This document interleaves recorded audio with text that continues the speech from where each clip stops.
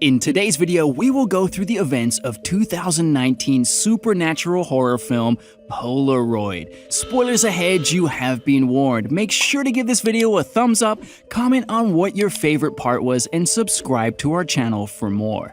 Sarah and Linda are two best friends. At the beginning of the movie, they are in Sarah's room going through a box of her late mother's belongings. Sarah finds a vintage Polaroid camera and a picture of her mother. She comments how the picture looked like it was clicked just before her death. Just then, Linda looks at her phone and tells Sarah about her boyfriend liking a picture. Sarah wants to take a picture of her own and send it to her boyfriend. She suggests taking it with her mother's camera. She changes into a nice dress and Linda takes her picture. The girls like it. Linda then leaves. Sarah is alone at the house when she hears the camera making a noise. She looks at the picture again and sees a tall shadow behind her. It was not there when they first took the picture. She tries to rub it off when suddenly the lights go off. She hears a noise coming from the other room and goes to check. Sarah starts to panic when a ball bounces towards her. She climbs up into the attic and looks around but finds no one. Then suddenly, something startles her. She falls through the attic door and hangs midway. She sighs with relief, but that very second, someone drags her into the attic, kills her, and throws her back down. Somewhere else, Bird Fisher has picture day at her school. She is a shy high school girl who loves photography. Her classmates tease her by calling her names like Scarf Girl. Bird wears a scarf every day to school to hide a scar on her neck. She works at an antique shop. After school, she is at work where her co-worker Tyler gives her an old Polaroid camera as a gift. He knows Bird loves photography, so he has gotten it for her in a yard sale. Bird is fascinated by the camera. She claims that they stopped making cameras like this in the 70s. Tyler asks her to take a picture of him. As they look at the picture, Tyler tries to kiss Bird, but she retreats. Confused, she runs out of the shop as Tyler tells her to take the camera's case. Later, Bird is at home when her friend Casey visits her. Casey is excited about a Halloween party and invites Bird to it. Although Bird is doubtful, Casey convinces her to come. Bird dresses as Little Red Riding Hood. They drive to the party with their friend Mina and her boyfriend Devin. Bird notices that she still has Tyler's picture from earlier. A tall figure stands behind him in the picture, but Bird dismisses it as a smudge. Meanwhile, Tyler is at his home watching a film on a projector. Suddenly, a shadow appears on the screen. An entity then leaps at Tyler and kills him. Bird, on the other hand, is at Avery's home with the others. She meets her crush, Connor, there and talks to him for the first time.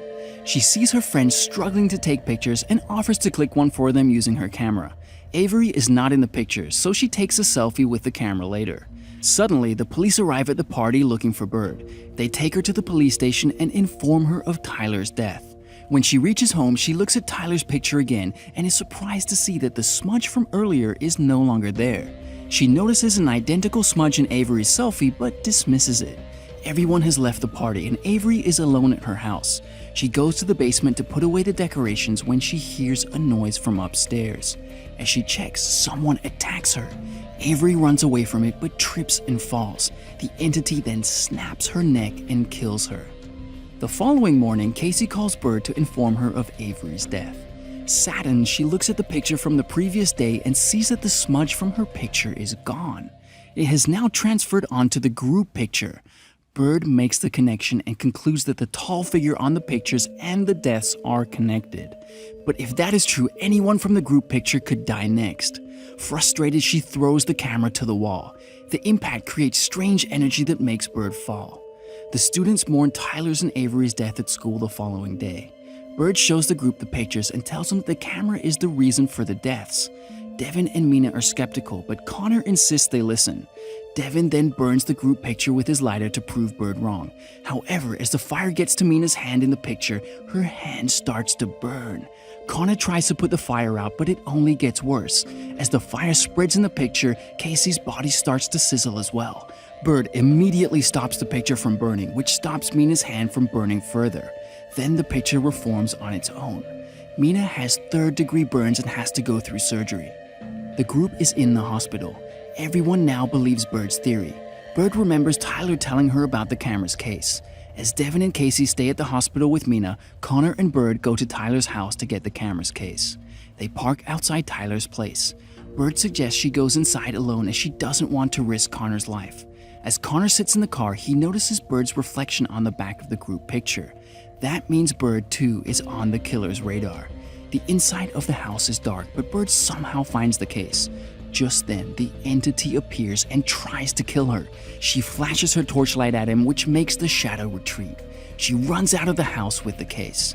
Meanwhile, at the hospital, Mina gets a call from Bird, who tells her that the shadow attacks when they are alone. Mina is alone in her hospital room. After the call, the lights go off. Eventually, the shadow appears behind Mina and kills her. Sometime later, the police pronounce it as suicide. Devin tries to tell them the truth, but to no avail. Bird and Connor are at the hospital too. Devin blames Bird for Mina's death. Saddened, she runs away and cries secretly. Connor comes to assure her that it is not her fault. The two then go through the camera's case and find a note inside. It looks like the camera was held as evidence of some crime. The note has a name, address, date, and homicide as an offense. They rush to the library to find out more about the case. After researching a bit, they find out that in 1974, 3 children from Bird's high school were abducted and murdered by their photography teacher named Roland Joseph Sable. Roland had taken horrifying pictures of the kids with the same camera before killing them. He was eventually found out, but had already killed 3 of the 4 abducted children by then.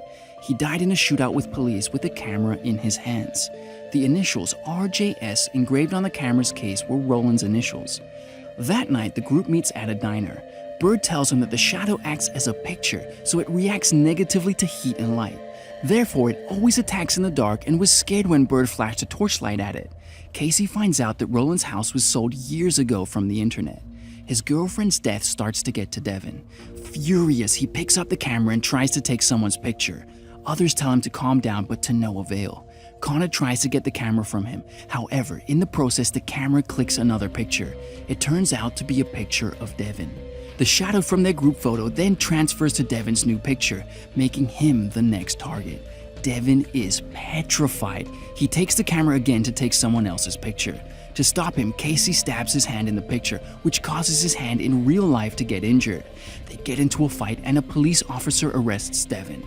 Connor and Bird go to Sheriff Pembroke to request Devin's release. They tell him about the cursed camera, but he dismisses it. The sheriff tells him to go straight to their home. Devin has to stay in the cell for the night.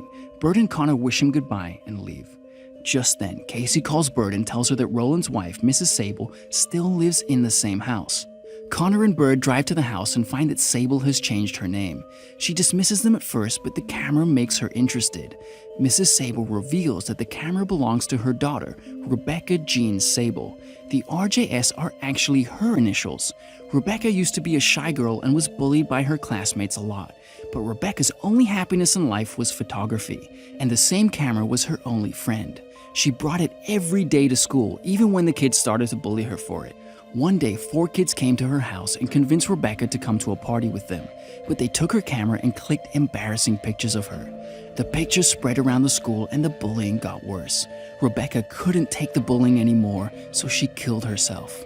Roland found out about the pictures that killed his daughter and decided to avenge the bullies.